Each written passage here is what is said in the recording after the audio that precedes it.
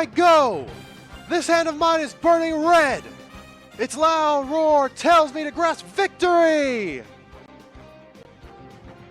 Erupting, burning finger! Take this, heat end.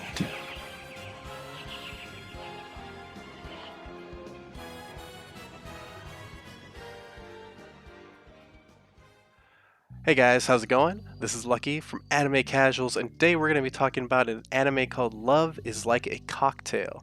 Now, I just binge watched this, very easy to watch if you guys have VRV or any other type of streaming service. I believe it's on a couple other ones. But yeah, this is a very short anime. By short, all I mean is that the episodes are super short, roughly about 2.5 minutes, and not including the 30-second closer that it has. Yeah, this is really an interesting one. So me, Michael, and Johnny are all going to be doing other short anime that you're going to be seeing by next week. So yeah, let's go ahead and get straight into the animes. So, Love is Like a Cocktail. It follows this woman named Chisato Mizusawa. And she is married to Sora Mizusawa, who makes her all these drinks. So first off, Sora is a former bartender, which you find out later in the series, and he makes drinks for Chi-chan, which is what he calls her, or Chisato, every day when she gets home from work, because she's the worker of the relationship, and he is the stay-at-home person.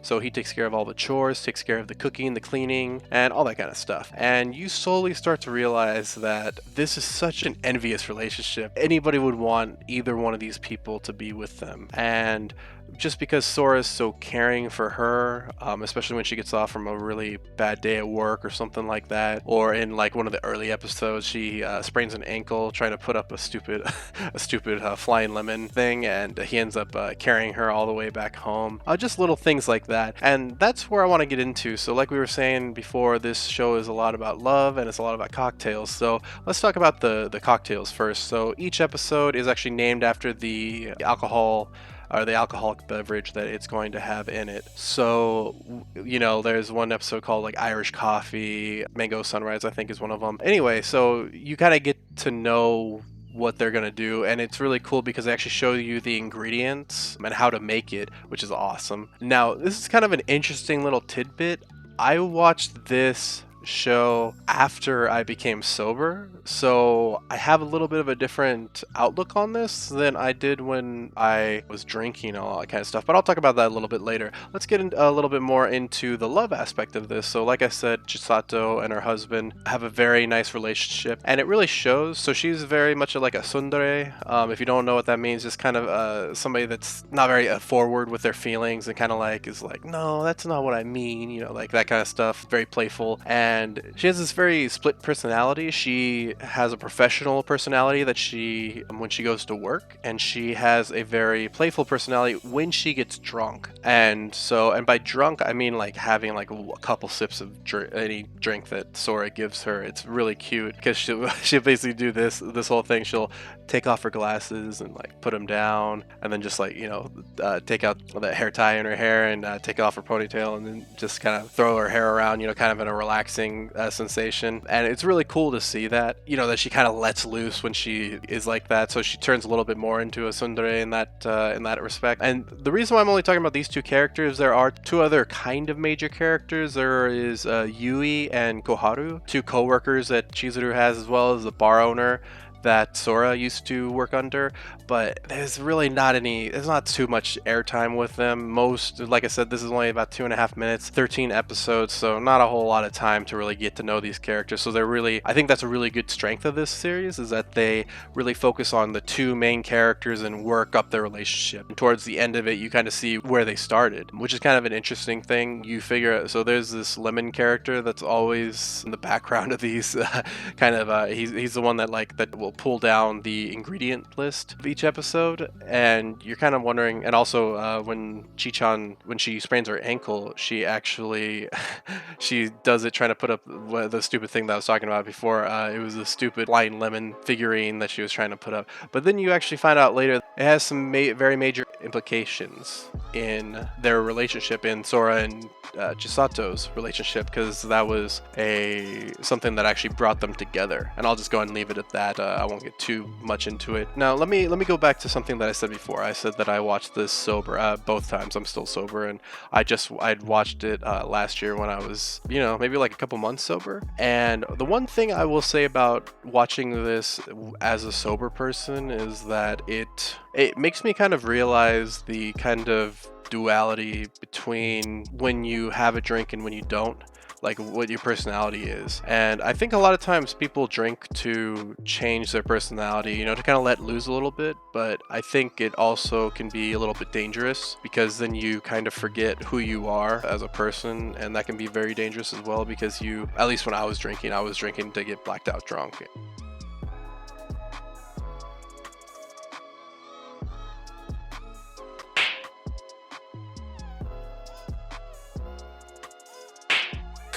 So there is that. So I just want to kind of put my perspective out there just a little bit, but I do think that this does a very good job. The series does a very good job of balancing that out with her love for her husband, because you can tell that she's absolutely crazy about him. She blushes when he hugs her, and there's a lot of really great moments between them. I mean, that guy, he deserves every single bit of it, because he really does make the house very welcoming to her after her job. And I think it's really cool that this show basically knows what it's trying to do. It knows that it wants to focus on this relationship, and I just like the idea of, I binge watched this in about 30 minutes, and that's, anybody can do that, right? So like I said, I highly recommend you do watch this. I did spoil a couple things in there, but I mean, it's not super major. Like I said, most of this goes around the drinks, and one of the interesting things about this series is that it has some fun facts in there for you, and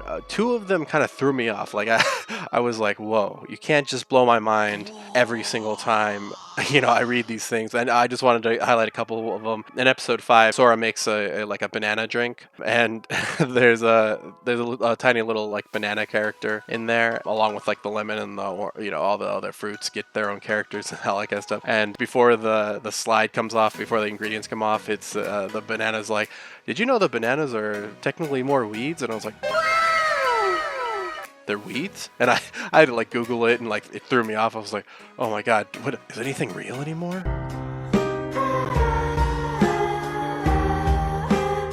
Like just having your mind blown after something so small. And there's an Irish coffee episode in episode 7 where it shows like a white coffee bean. It's like, did you know that coffee beans are white before they're roasted and then they turn black? And then he gets like roasted, he turns black, and he's just like a deep voiced person bean, I guess.